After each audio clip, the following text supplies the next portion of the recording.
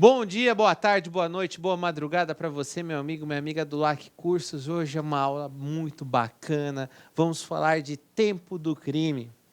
Tempo do crime, assunto que vem previsto no artigo 4º do Código Penal.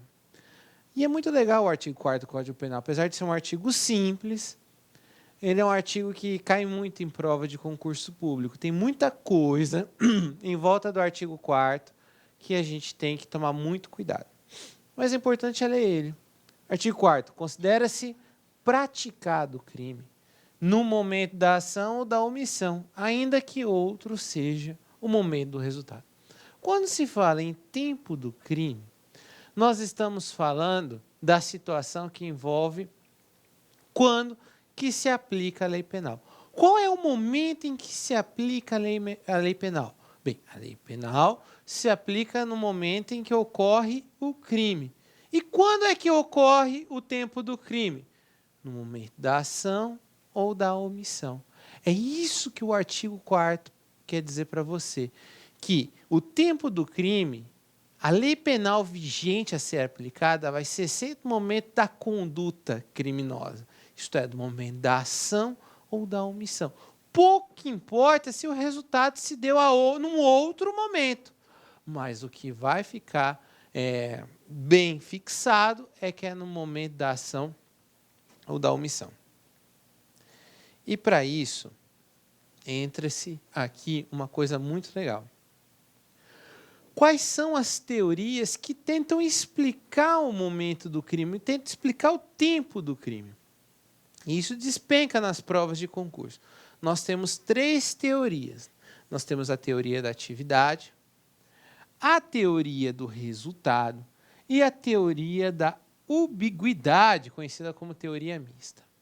Segundo a teoria da atividade, considera-se tempo do crime o momento da ação ou da omissão, pouco importando o resultado. Então, para fins penais, é o momento da ação ou da omissão. Isso é a teoria da atividade.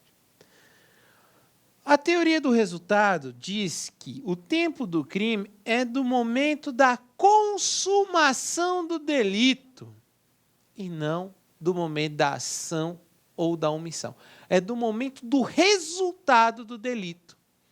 E a teoria da ambiguidade diz assim, é da ação ou da omissão ou do resultado, tanto faz um ou outro.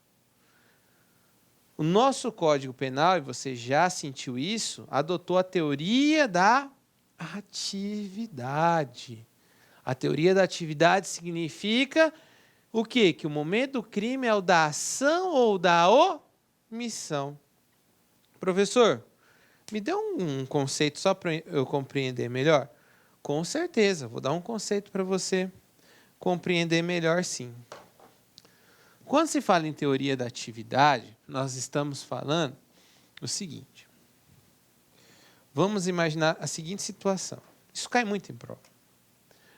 O sujeito tem 17 anos. E ele efetuou um disparo. Ele tinha 17 anos e 11 meses. Ele efetuou disparo contra a vítima. E a vítima, quando ele tinha 17 anos, ele cometeu a ação ou omissão. Só que a vítima veio falecer 5 meses depois, enfim, vamos imaginar 1 ano depois. Ela veio falecer em razão do disparo. Ele já tinha 18 anos. Professor, vai ser aplicado o ECA, Estatuto da Criança e do Adolescente, ou o Código Penal? Qual que vai ser aplicado? Vamos lá? Considera-se o tempo do crime, o momento da ação ou da omissão, pouco importa o seu resultado. Então, vai ser aplicado o Estatuto da Criança e do Adolescente. Isso que é importante com relação ao tempo do crime. Mesmo que o resultado, se for posterior, vai ser aplicado aí, e isso dá implicação com relação à lei penal no tempo. Tá certo? Dando continuidade, vamos fazer o nosso primeiro exercício. Como eu tratei as teorias com vocês, vamos lá. Com referência, prova de advogados, CESP 2018. Com referência à lei penal no tempo, ao erro jurídico penal, ao concurso de agente e aos sujeitos da infração penal, julgue o item que se segue. É muito interessante que ele bota medo em você, né?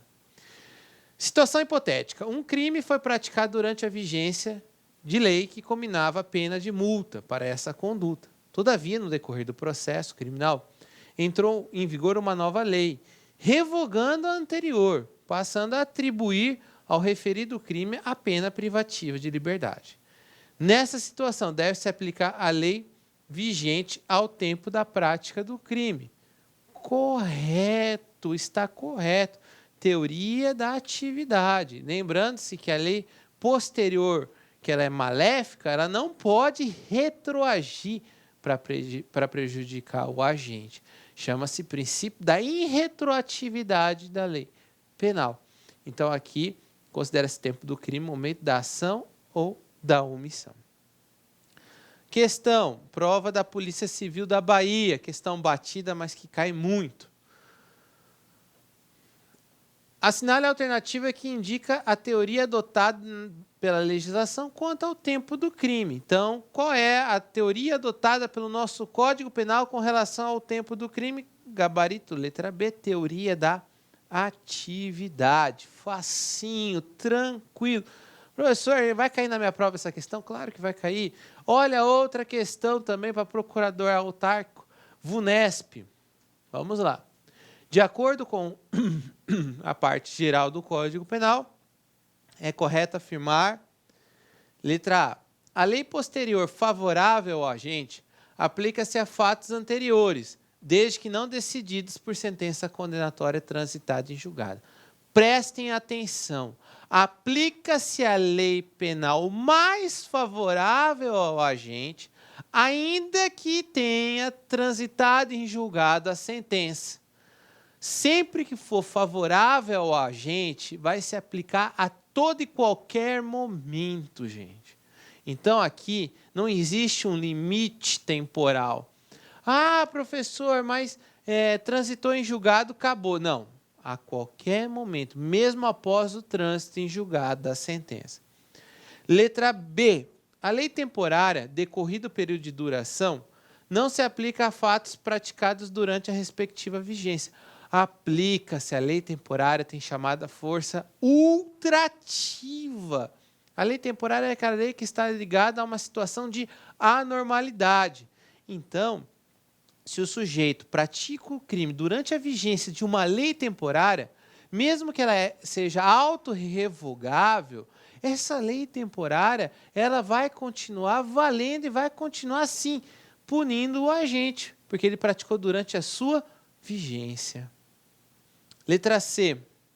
Para fins de definir o tempo do crime, o ordenamento pátrio adotou a teoria da atividade. Correto, realmente. Com relação ao tempo do crime, o Código Penal adotou a teoria da atividade. Letra D. Para definir o lugar do crime, o ordenamento pátrio adotou a teoria do resultado. Falso. Nós vamos ainda estudar isso em uma outra oportunidade, que se adotou a teoria da ubiguidade. Com relação ao lugar do crime, segundo o Código Penal, teoria da ubiguidade, ou teoria mista. Considera-se lugar do crime, tanto da ação ou da omissão, ou quanto do seu resultado. E com relação ao tempo do crime, adotou-se a teoria da atividade. Aí, faltou a letra E. Para efeito penal, o dia do começo não inclui-se no cômputo do prazo penal. Errado, que fala-se em prazo penal diferente de prazo processual penal. O prazo penal, sim, inclui-se o dia do começo. Então, o prazo começa a correr no mesmo dia que acontece o fato. Se o fato acontecer no dia 10, o prazo começa a correr no dia 10. Por exemplo, prisão temporária. Prisão temporária, quando ela é determinada pelo juiz, a data do seu início de cumprimento é no dia que ele chegou. Prazos processuais, exclui-se o dia do começo e inclui-se o dia final. Então, o prazo começa a correr no dia seguinte. Você foi intimado de um prazo, o prazo começa a correr no dia seguinte. Então, a resposta é a letra C. Só fixando, deixar bem fixado que isso aqui cai muito. Tempo do crime, artigo 4º, adotou-se a teoria da atividade. Considera-se tempo do crime a ação ou omissão. Lugar do crime, que envolve crimes entre países. Ah, o crime aconteceu no Brasil em outro país. Adota-se a teoria da ubiguidade. Considera-se o lugar do crime, tanto da ação ou da omissão, quanto do seu resultado. Ó como é importante. Prova da CESP, analista portuário. No ordenamento jurídico brasileiro, é adotada a teoria da ubiguidade quando se fala em tempo do crime. Opa! Errado.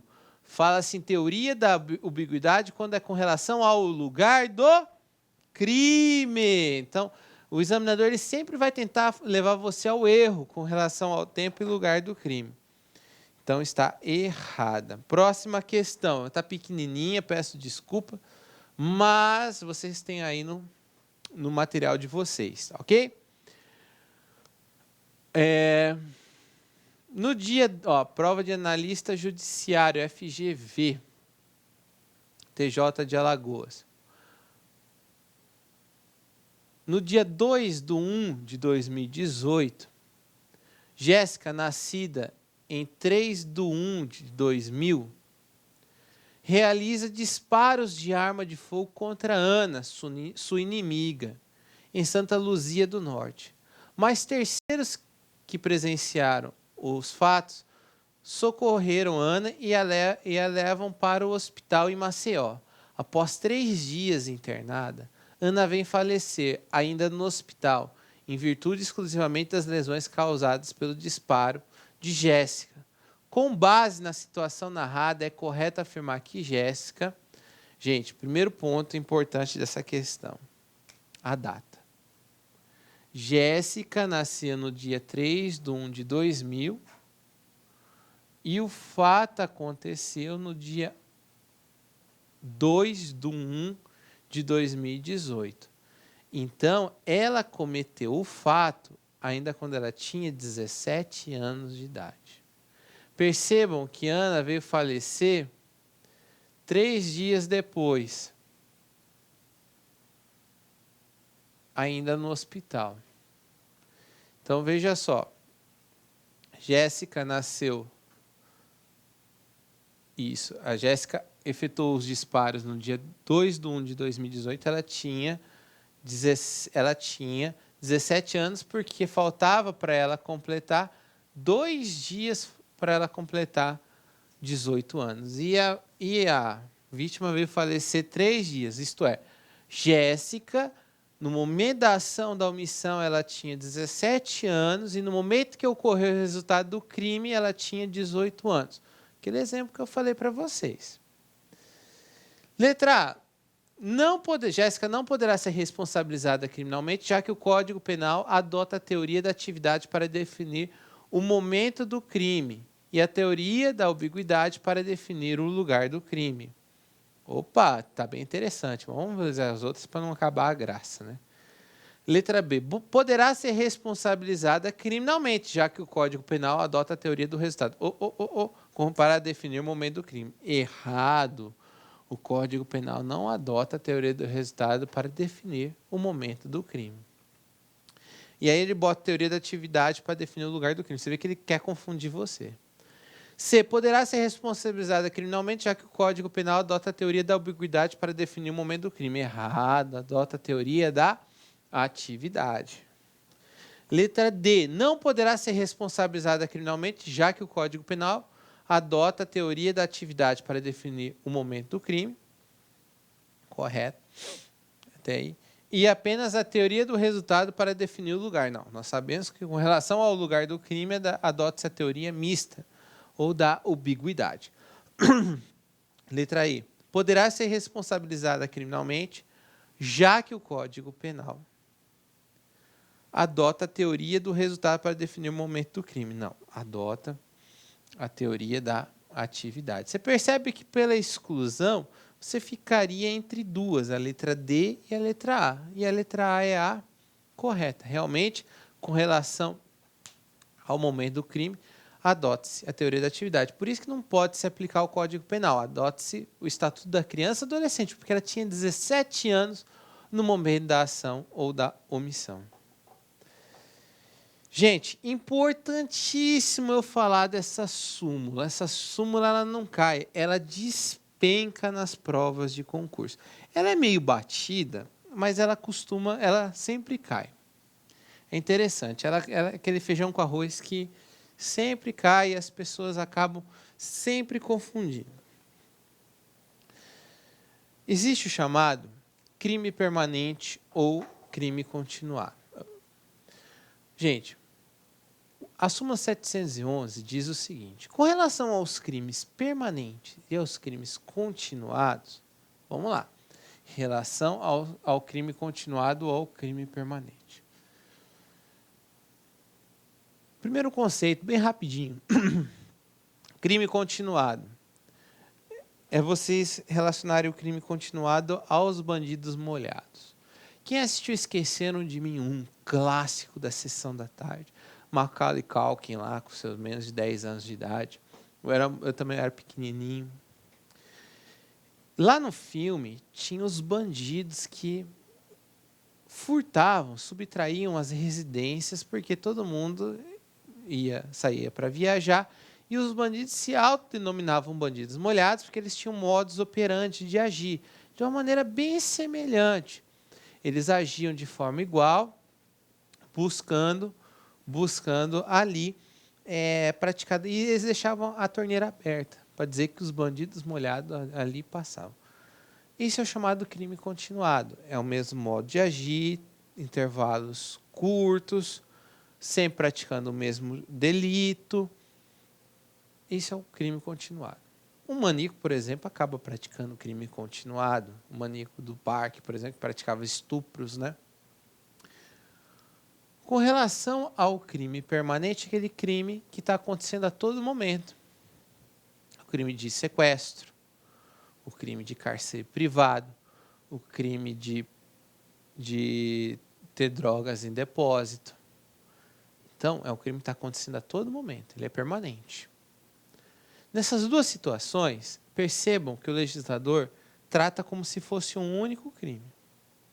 E o crime está acontecendo a todo momento. Então, o momento do crime é da ação da omissão, ou seja, está acontecendo a todo momento, tanto ao crime continuado quanto ao crime permanente. Ele está acontecendo a todo momento, todo momento, todo momento. Aí o que acontece? Acontece o seguinte, acontece que a súmula 711 diz o seguinte: com relação ao crime continuado ao permanente, aplica-se sempre a última lei, ou seja, aquela lei relativa àquela última conduta praticada. Então, vamos imaginar que quando ele iniciou a conduta, a lei era A. Quando ele encerrou a conduta, é a lei B. Se a lei B ela é mais favorável ou não ao agente, vai ser aplicada sempre a última lei. Isso significa que a última lei vai ser aplicada mesmo que ela for mais grave. É isso que a súmula está dizendo. A lei penal mais grave aplica-se ao crime continuado e ao crime permanente, desde o quê? Se a sua vigência é anterior, se a sua força, se a sua validade é anterior à cessação da continuidade ou da permanência. Isto é, se é a última lei a ser aplicada. Se essa última lei ser aplicada é a mais grave, vai ser aplicada a mais grave. E aqui nós temos uma questão 2018. O CESP adora essa súmula. Eles vivem cobrando essa súmula. E aqui, situação hipotética. João cometeu um crime permanente que teve início em fevereiro de 2011 e fim de dezembro do mesmo ano. Em novembro de 2011, houve uma alteração legislativa em que agravou a pena do crime por ele cometido. Nessa situação, deve ser aplicada a lei que prevê a pena mais benéfica, em atenção ao princípio da irretroatividade da lei penal mais gravosa. Errado. A súmula 711, que acabamos de ver, é bem explícita no sentido de aplicar a última lei. Se ela for mais grave, aplica-se ela sendo a mais grave. Porque o momento do crime é o momento da ação ou da omissão. Olha a outra da CESP. Por isso que eu falo, o CESP adora essa súmula. Tratando-se de crimes permanentes, aplica-se a lei penal mais grave se essa tiver vigência antes da cessação da permanência. Perfeito! Correto, a súmula 711. Aplica-se sempre a lei penal, a última lei penal no caso, tá ok? Aqui, vamos deixar uma mensagem para vocês. Os obstáculos colocados em seu caminho são fundamentais para testar o tamanho da sua fé, da sua força e da sua coragem. Gente, quem acredita em uma força superior, acredita em Deus, a gente tem que entender que nós somos moldados ao longo deste caminho. Você que está estudando para concurso, tem que entender que é um caminho dificultoso, não é um caminho fácil, é um caminho de uma série de sacrifícios. E quando a gente vai fazer a nossa oração, a gente pede coisas erradas através da nossa oração. A gente pede, oh meu Deus, me dê dinheiro, me dê uma vaga no concurso público, me dê uma namorada, me dê um namorado, me dê um carro do ano. A gente acaba pedindo essas coisas. Na verdade, nós devemos entender que os obstáculos sempre vão estar nas nossas vidas. Antes, depois de passar no concurso público, os obstáculos sempre estarão lá. E para isso, você tem que sempre pedir para Deus fé, força e coragem, para você poder superar cada obstáculo.